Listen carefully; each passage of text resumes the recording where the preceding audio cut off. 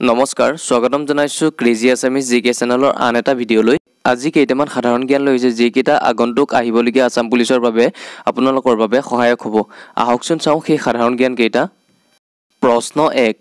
আনোৱাৰ টাইমুৰ অসমৰ প্ৰথম মহিলা মুখ্যমন্ত্ৰী হয় ক 1979 চন খ 1980 চন গ 1981 চন ঘ 1982 চন এই অপশনসমূহৰ ভিতৰত আপোনাৰ শুদ্ধ উত্তৰ হ'ব খ 1980 চন কোৱেশ্চন নম্বৰ 2 অসমীয়া গদ্য সাহিত্যৰ পিতৃ হিচাপে কাক জনা যায় ক ভট্টদেৱ খ শংকৰদেৱ ঘ অনিৰুদ্ধদেৱ ঘ মাধৱদেৱ এই অপশনসমূহৰ ভিতৰত আপোনাৰ শুদ্ধ উত্তৰ হ'ব ক ভট্টদেৱ ভট্টদেৱক অসমীয়া গদ্য সাহিত্যৰ পিতৃ হিচাপে জনা যায়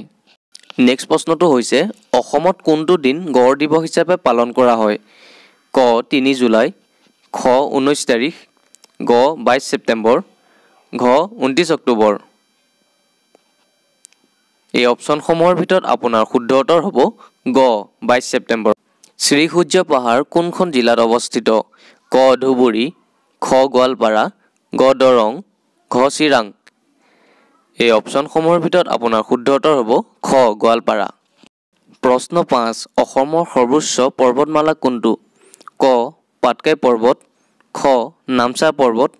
গ বৰাইল পৰ্বত ঘ বেথাৰতলি পৰ্বত ক্ষমা কৰিব এইটো টাইপিং মিষ্টেকৰ বাবে মিষ্টেক হৈ গ'ল পৰ্বত হ'ব লাগিছিলে এই অপশনসমূহৰ ভিতৰত আপোনাৰ শুদ্ধ উত্তৰ হ'ব গ বৰাইল পৰ্বত কোৱেশ্চন নম্বৰ 6 সতী সাধনী কোন বংশৰ ৰাণী আছিল ক আহোম খ কোচ গ চুতীয়া ঘ ডিমা ত্ৰিপুৰা এই অপশনসমূহৰ ভিতৰত আপোনাৰ শুদ্ধ উত্তৰ হ'ব গ চুতীয়া সতী সাধনী চুতীয়া বংশৰ ৰাণী আছিল প্ৰশ্ন 7 কোনখন ৰাজ্য গুৱাহাটী উচ্চ ন্যায়ালয়ৰ অধীনৰ অন্তৰ্গত নহয় ক নাগালেণ্ড খ মিজোৰাম গ অৰুণাচল প্ৰদেশ ঘ ত্ৰিপুৰা এই অপশনসমূহৰ ভিতৰত আপোনাৰ শুদ্ধ উত্তৰ হ'ব ত্ৰিপুৰা প্ৰশ্ন 8 অসম চিকিৎসা মহাবিদ্যালয়খন পূৰ্বতে কি নামেৰে জনাজাত আছিল ক বেৰী হোৱাইট চিকিৎসা বিদ্যালয় খ চেইণ্ট জন মেডিকেল স্কুল গ ৰবাৰ্ট ব্ৰাউন মেডিকেল স্কুল ঘ চেইণ্ট পেট্ৰিক মেডিকেল স্কুল এই অপশনসমূহৰ ভিতৰত আপোনাৰ শুদ্ধ উত্তৰ হ'ব ক বেৰী হোৱাইট চিকিৎসা বিদ্যালয় প্ৰশ্ন 9 মাউণ্ট এভাৰেষ্ট আৰোহণ কৰা প্ৰথম অসমীয়া কোন ক মনীষ ডেকা খ তৰুণ শইকীয়া গ বিদ্যুৎ ঘ অভিনন্দন বৰা এই অপশনসমূহৰ ভিতৰত আপোনাৰ শুদ্ধ উত্তৰ হ'ব খ তৰুণ শইকীয়া প্ৰশ্ন 10 মাটিকালিৰ ভিত্তিত অসম ভাৰতৰ কিমানতম সৰ্ববৃহৎ ৰাজ্য ক 11 নং খ 14 নং গ 15 নং ঘ 17 নং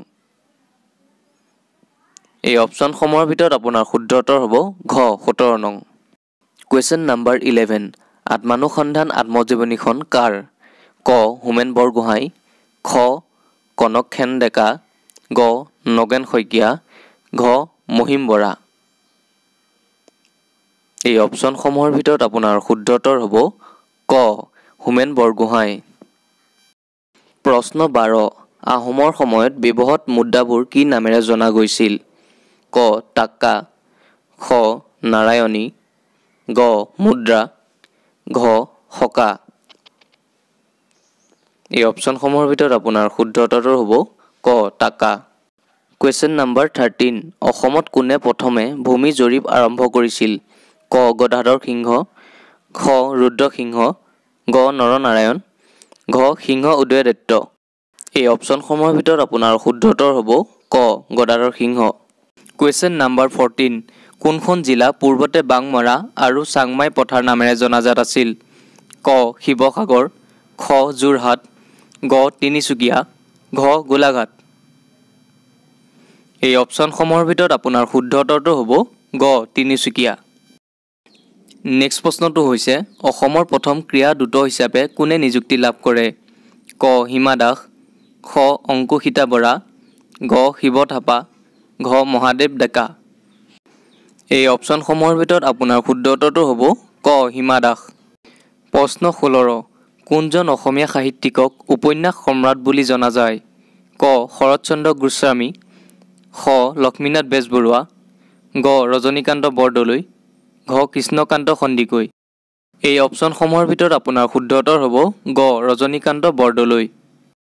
কুৱেশ্যন নম্বৰ 17 আলি আই লৃগাং উৎসৱৰ নামত আই শব্দৰ অৰ্থ কি ক বীজ খ ফল মূল গ গছ ঘ পানী এই অপশ্যনসমূহৰ ভিতৰত আপোনাৰ শুদ্ধ উত্তৰ হ'ব খ ফল মূল কুৱেশ্যন নম্বৰ 18 বৈশাগু উৎসৱ অসমৰ কোনটো জনগোষ্ঠীয়ে পালন কৰে ক বড়ো খ দেউৰী গ ডিমাচা ঘ কাৰ্বি এই অপশ্যনসমূহৰ ভিতৰত আপোনাৰ শুদ্ধ উত্তৰ হ'ব ক বড়ো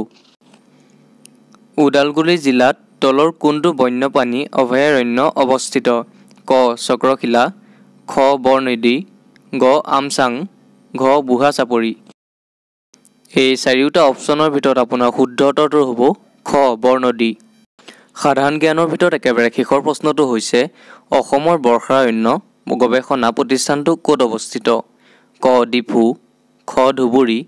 গ ডিব্ৰুগড় খ যোৰহাট এই অপশ্যনসমূহৰ ভিতৰত আপোনাৰ শুদ্ধ উত্তৰটো হ'ব ঘ যোৰহাট